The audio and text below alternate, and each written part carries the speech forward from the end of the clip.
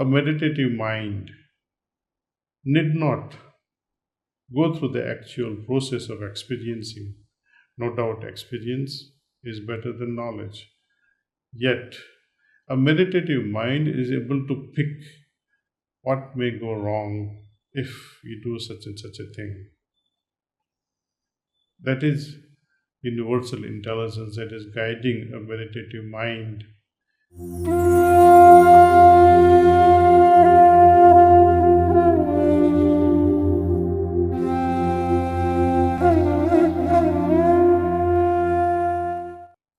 Earlier, we have seen this consciousness, if you make a circle of it, what influenced this particular circle of consciousness? Our Shastras, they talk about that consciousness gets really influenced heavily by our own ahankar, our own ego. Next thing that influences our consciousness is also the way we think, the role of our mind and heart. It plays both positively as well as negatively. Similarly, ego, it has its own positive influence as well as negative influence.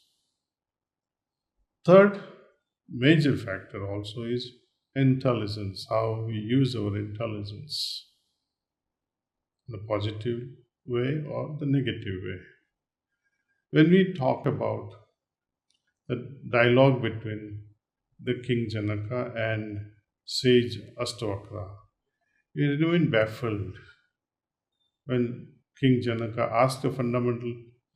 he asked three fundamental questions: how to attain higher knowledge, how to get liberated, and how to remain unattached, or how to develop non-attachment.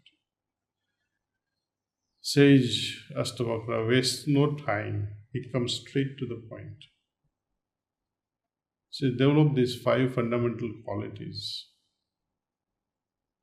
and treat all other things like sensual pleasures as vishayas, as poison.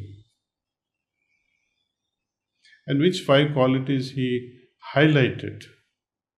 Ultimately, if the purpose of our existence is the evolution of consciousness, then we have to understand that these five qualities will help our consciousness evolve. These five qualities, number one being compassion, truthfulness, sincerity, and forgiving nature. They all come together, contribute towards the evolution of consciousness. It frees us. Somehow it liberates us, our heart, from the heavy burden of guilt. The biggest thing that hurts us at a consciousness level is guilt. Oh, something I could have done to save my mother, or something that I could have told my mother I'm sorry before she passed on. All the unfinished business, guilt. Guilt have a very heavy toll on our consciousness. So it is imperative that we complete our duties. Not only complete our duties, but also complete them in time. Something that you could have done immediately to save someone's life. And after that poor person is struggling and he gets up on his own after a long struggle, and then you go and say, oh, I'm here to help you. It's too late. So we should not delay even in completing our duties. Timely completion is very important.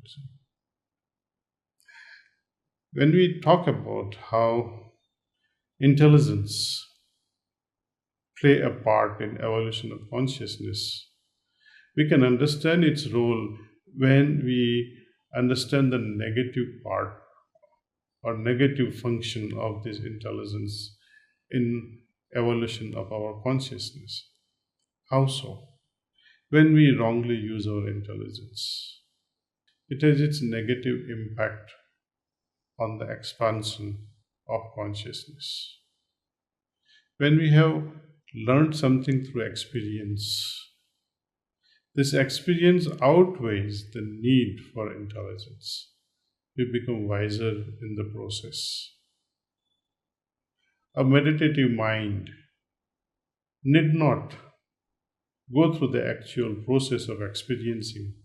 No doubt, experience is better than knowledge.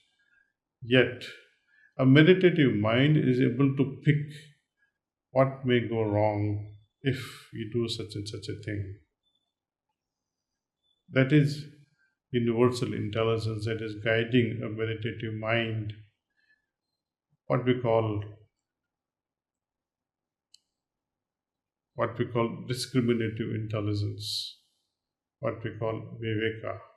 Viveka means, or discriminative intelligence means something that guides us to differentiate between what is right, what is wrong, what is profitable, what is not so profitable, what is the cause and what is effect. So we become more and more wiser and more discriminative as we advance with our consciousness because of this development of meditative mind. So meditation ultimately helps in regulating our mind. It also helps us sharpening our intelligence. Number one question is from Sister Sonali Sharma from Delhi. Will meditation help us during these COVID times? I feel so afraid of what can happen to my family and friends as well as my own health. Meditation does help. Meditation reduces the stress level, anxiety level. And when such is the case, your immunity also improves. You will have a clear mind. You will have a clear understanding of what to do next. And when you close your eyes and meditate, at every moment you can be guided because of this flow of pranahuti that constantly keeps on changing our consciousness, keeps on guiding us. We have another question from Sri Gaurav Singh from Jhansi. I have so many times tried to change myself, but keep falling back into the same weakness and making the same mistakes in spite of my best efforts. How to protect myself once and for all? Godly help. Something we cannot do, we should always solicit somebody else's help. And who better than God's help? And it should not be an ordinary way of asking.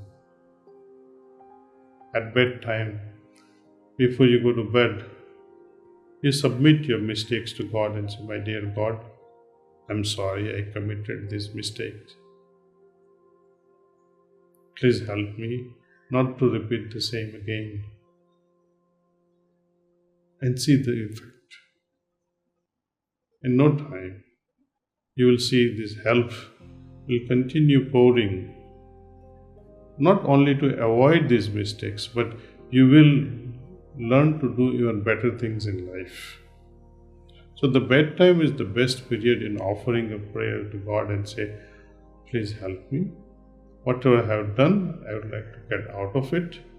And something that I have already done, which is so good, I'd like to make it even better. So such should be our attitude with prayer to Almighty.